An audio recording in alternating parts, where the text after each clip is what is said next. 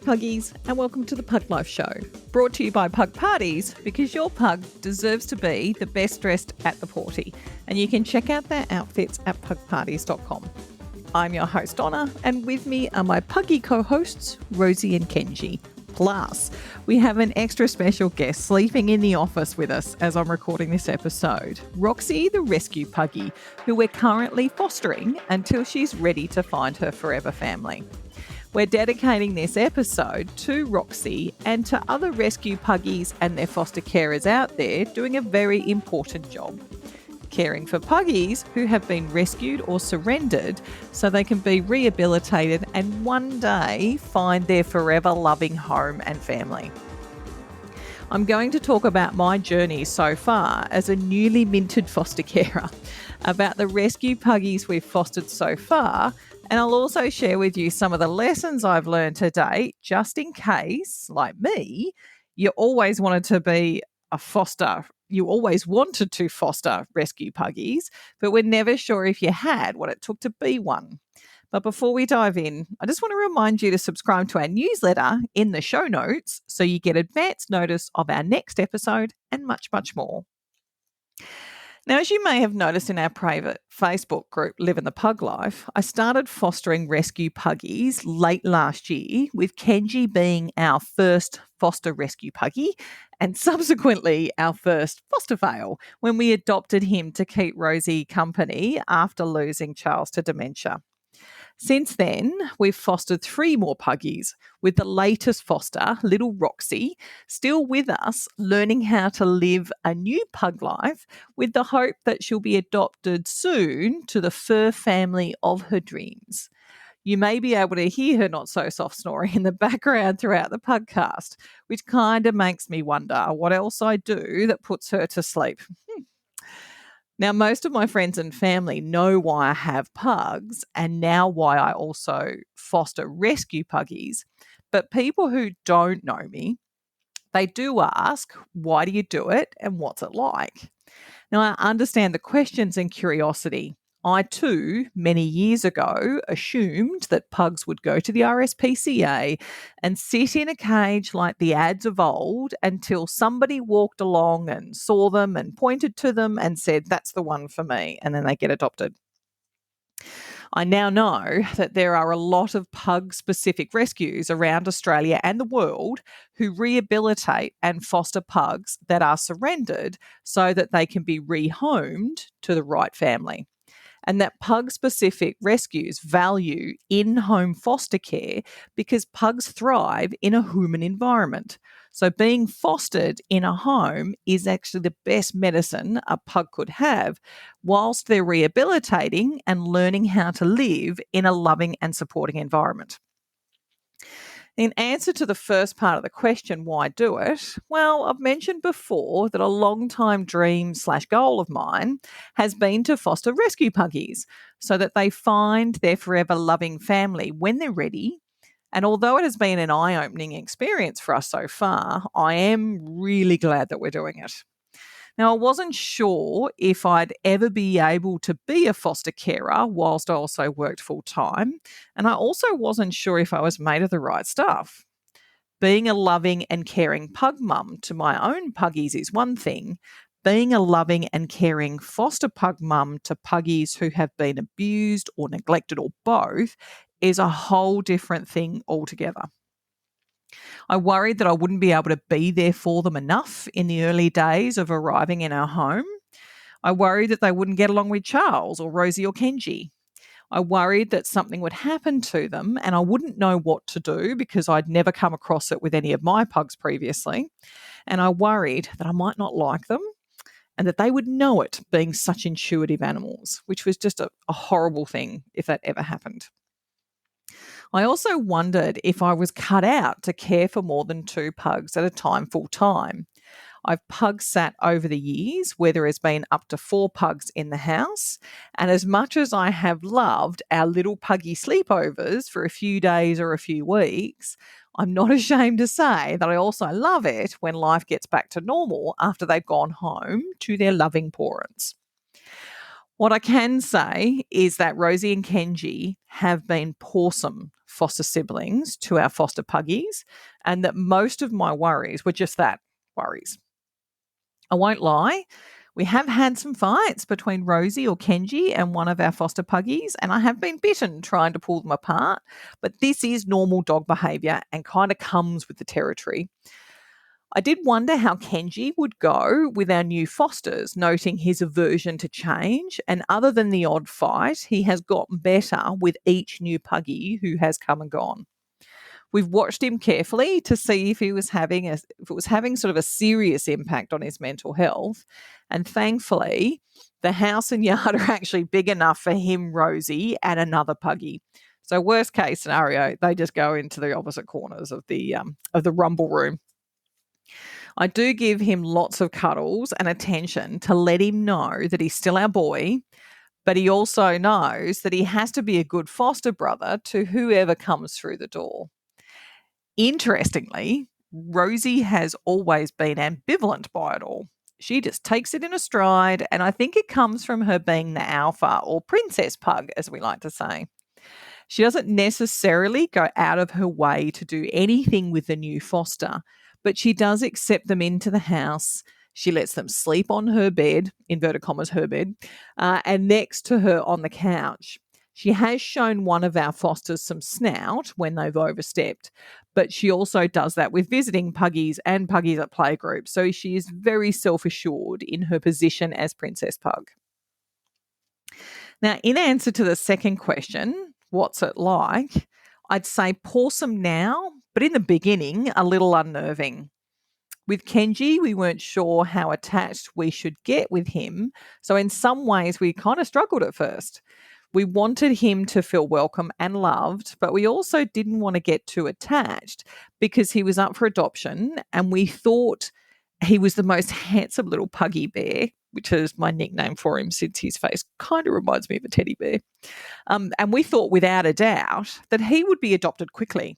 And then we'd have to say goodbye and it would break our hearts. Plus, Rosie really loved Kenji, and that did concern us as well because we didn't know how she would take Kenji leaving and never coming back. Thankfully, as it is, the universe said that Kenji was to stay, and so we allowed ourselves to stop worrying about the little things and figured that we should just enjoy whichever puggy is with us at the time whilst they're with us. Then after Kenji, we had an adorable little girl called Jemima, or Jamumu, for a couple of months, and we allowed ourselves to fall in love with her, even though we knew eventually she would be leaving. I think accepting that foster puggies will come and go, and we will be sad to see them go, but happy to know that they're going to a loving family, kind of makes the transition easier. Unfortunately, Jemima passed away before she could be adopted, but I was there with her in the end. And although it was heartbreaking being there, I was glad that the last face she saw was the face of someone who she knew loved her and all of her little quirks. Jamumu's ashes are in our Puggy Ashes box with all of our other puggies who've gone before her because we felt that she was a member of our fur family, even if it was for a short period of time, and we wanted her resting place to be with us. Now, after Jemima, little Maya arrived for a short stay due to the sudden influx of surrenders at Pug Rescue and a need to make space for them. Maya is such a little sweetie, and she was only with us until her Boaz surgery or the puggy nose job, but she could have easily have been another foster fail if it wasn't for the fact that our council doesn't allow us to have more than 2 dogs in a home, and we really want to keep fostering when we can. The upside is Maya integrated into the household routine quickly, and after a week, it felt like she'd always been around. Wonderfully, she has gotten through her surgery and rehab at Pug Rescue Central with flying colours, which we didn't doubt, to be honest, and she's now looking for her forever home. We still follow her progress on Instagram and can't wait to see the photo of her going home with her new fur family. And yes, I will have a little bit of a cry for her, and hopefully her fur family will create an Insta page for her so we can keep in touch. Now we have Roxie, The little spunk rat. Oh my God. I have to admit, by the time Roxie arrived, we'd gotten into the groove and her transition into the house has probably been the best so far. Pugs respond well to boundaries and love. So, although Roxie has some issues with anxiety and snatching food out of your hand, teeth first, she has adapted to our home and us really well. We're currently working on her manners, and I can say that I'm lucky to still have fingers after some of our training sessions. And we're assessing if she needs medication to help with her anxiety. Now, it's a tough call determining if medication is the right route, and I'm glad that I'm one of many doing that assessment. I just keep reminding myself that it's about Roxie and not about my personal opinions about medication. Roxie deserves to live her best life. And if that means a daily dose of something to help calm her anxiety, then that's what she should have. We're still working through the assessment phase, including introducing her to new adventures slowly and carefully. And so far, she's responding well. She even went to a pug birthday party last weekend and she did really well. We don't push her in these situations, so she trusts us to look out for her. So it means that at some point in time, her forever family will probably have to fulfill some specific requirements just so that they can continue to manage her anxiety. And they'll possibly have to provide her with a higher level of patience and tolerance than you usually would with a pug when they're sort of first coming into your home. Either way, having Roxie has taught me a lot about myself as a pug parent and has also given me a unique insight into what it must have been like for Kenji before he went on medication. And actually, I can say that about every one of our foster puggies we've had so far. They have taught me something about myself as a person and as a pug parent. And because of that, we keep saying yes to caring for another after we've farewelled our last. Now, I've only been a foster carer for about 9 months, and I really wish that I had volunteered earlier, but we make decisions based on the information we have at the time, and I was obviously not meant to start fostering until it was Kenji's turn. So it worked out all right in the end, in my opinion. I know now I think I know what you're probably thinking, and that's what does it take to be a foster carer?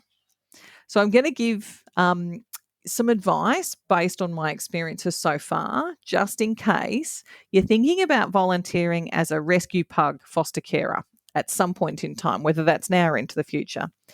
I can't speak for any pug rescue organisation on what their criteria for being a foster carer is, but I can offer the following advice based on my experience to date. The first thing I'd say is know your limits. Now, all of my pugs over the years have tested my patience to the extreme and back again. And I've had to learn to recognize the difference between naughtiness, lack of understanding, or just plain fear to then make a judgment call on what to do next with a clear head. Rescue puggies generally have been abused, neglected. They've lived in a home where the rules changed constantly or there were no rules at all. And you need to have the patience to figure out where their behaviour is originated from to then determine what guidance or training they need. No matter the training needed, it takes tolerance and patience to get them to a point where they display basic manners and obedience and are ready for their forever loving family. And that's one of the gifts that you can give them in the long run. The next thing I'd say is know your pugs. So if you already have pugs in your house, are they going to be the kind of pugs to be okay with having visitors coming and going, sleeping in their bed, getting cuddles from their humans, and eating a meal with them? Initially, with Charles and his dementia, we weren't sure if Kenji coming to stay would work. So we sort of had a plan in place, which thankfully we didn't need to enact. However, when it was Kenji's turn to play foster brother, we did think about it again. Kenji had been living with us for about 6 months and he was finally sort of settling in and really beginning to believe that he was in his forever home. And we weren't sure how he would go with a big change like another pug who was only there for a short time. It did take Kenji a couple of puggies to get the hang of it, but with lots of love and cuddles to make sure he knew that he was our puggy bear forever, he has been really good towards Roxie, and I think he'll continue to improve with every new puggy that comes through the door. The next thing I would say is know the breed in general as best you can. So I've had 4 pugs prior to Kenji. 3 of them were rescues with mixed backgrounds. And I attend pug play group as often as I can, so I'm exposed to other people's pugs. And I also read books and blogs about pugs. Now, all of this wasn't with fostering in mind, but because I wanted to know my pugs and the breed better so that I could be a better pug mum. Luckily, it has helped me prepare myself to foster rescue puggies. So, knowing the breed in general helps you to pick up on things in a foster puggy that you may not have seen in your own puggies and then be able to react accordingly, whatever that is. The next thing I would suggest is if you haven't done it before, pug sit other puggies to see if you like the disruption. The first couple of weeks with a new rescue puggy can be chaotic. They don't know you or your puggies, they don't know the rules, and they're scared, which means you need to be patient, tolerant, and loving, even when they're chewing something they're not meant to be or fighting with your pugs. Puggy sitting gives you a taste of what it'll be like to have a rescue puggy in your house for a couple of weeks or even months, so you can then make a more informed decision. The next thing I would suggest is know basic obedience commands and how to train them in a new pug. Now, generally, rescue puggies will have started their training with the rescue team that picked them up from their last home, and you will need to continue to reinforce that training.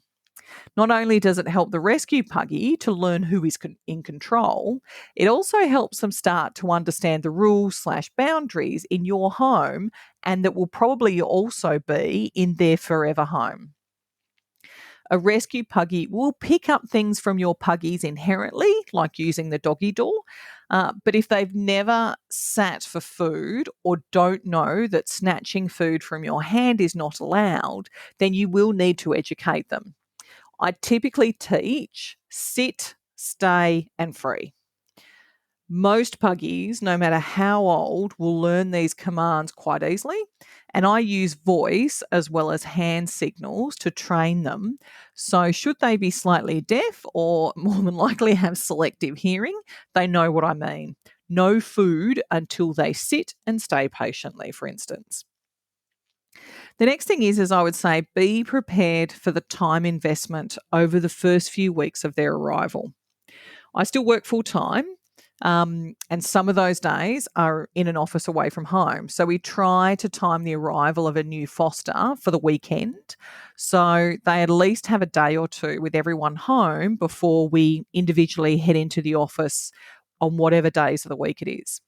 I find that the first 2 weeks are probably the biggest commitment to the new arrival, as they need a little bit of extra time to learn the rules and understand what is allowed and what isn't. Luckily, we are consistent with Rosie and Kenji, so they show the new puggy how to do it, and they also keep the new puggy company as well when no one is home. The other thing I would consider is investing in some additional items for the home. Now, having said that, usually the rescue organisation will give you everything you need for your rescue puggy. But I have extra slow eater bowls, lick mats, toys, and calming beds. Plus, I have a puggy buggy and I have ramps for puggies with arthritis or like Kenji, who's got a bad back. Every puggy we've had so far has liked different types of toys, likes to be cuddled differently, has a different snoozing or sleeping location in the house. So we try to have sort of as broad a selection as possible without going over top. We want our little visitor to feel at home as quickly as possible. And if a calming bed in my home office in the corner is their safe space until they get used to being with us, then that's what we'll do for them. The last thing I would say is be prepared to hear some horrible or heartbreaking stories and then adjust your approach to that rescue puggy accordingly. I mean, it's tough hearing them. And although we have some fairly strict boundaries in our home for everyone's peace of mind, sometimes that just doesn't work for the rescue puggy because of their backstory.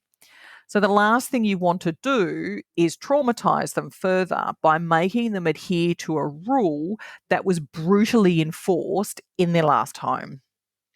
Takes a bit of adjustment, test and adjustment, I suppose, for a bit of poil. So, luckily, the rescue puggies we've fostered so far don't fall into that category. However, Lewis, my first pug, did, and we just had to make sure that we were mindful of that when training and enforcing rules and just come up with a couple of different ways of doing it so that he still learned what he needed to learn, but he learned it feeling safe and loved. Now, the one thing that I can say about being a foster carer to a rescue puggy is that I have enjoyed it a lot so far. And I definitely love their cuddles. But I am very much new to it. And I expect that long term foster carers will have even more to say about this important job that I've only just started. I also wouldn't be surprised that even the most battle hardened foster carer has needed to take a break from it every now and again to recover from the tough case that they've needed time to grieve. Having said that, if you are thinking about volunteering your time and home to help out a foster puggy, then I cannot recommend it enough. And most rescue organisations have a page on their website where you can research the job and apply if it interests you. There are, unfortunately, plenty of rescue puggies who need a loving home, so every bit of help helps. If you're not interested or don't think you could say goodbye when the time comes for a rescue puggy to go to their forever home, then you can still make a difference in a rescue puggy's life. And you can do that by donating goods or money to any pug rescue organisation. Now, I'd love to hear from you about your rescue puggies, or if you're a foster carer, I'd love for you to share your experience with our audience as well. The most informed our puggy community is about rescue puggies and the impact a foster carer has in a rescue puggy's life helps us better understand what rescue organisations do on a daily basis. Now, we'd love for you to share your photos, videos, and stories like only a pug parent would share over in our Facebook group, Living the Pug Life, because that's where crazy pug parents hang out. And if you liked the episode or you think it'll be useful for someone else, please leave a review with your favourite podcast host so more pug parents can find us and join in the fun. Thank you so much for joining us today, Puggies. And until next time, have a pawsome week. And humans, be generous with the snackies.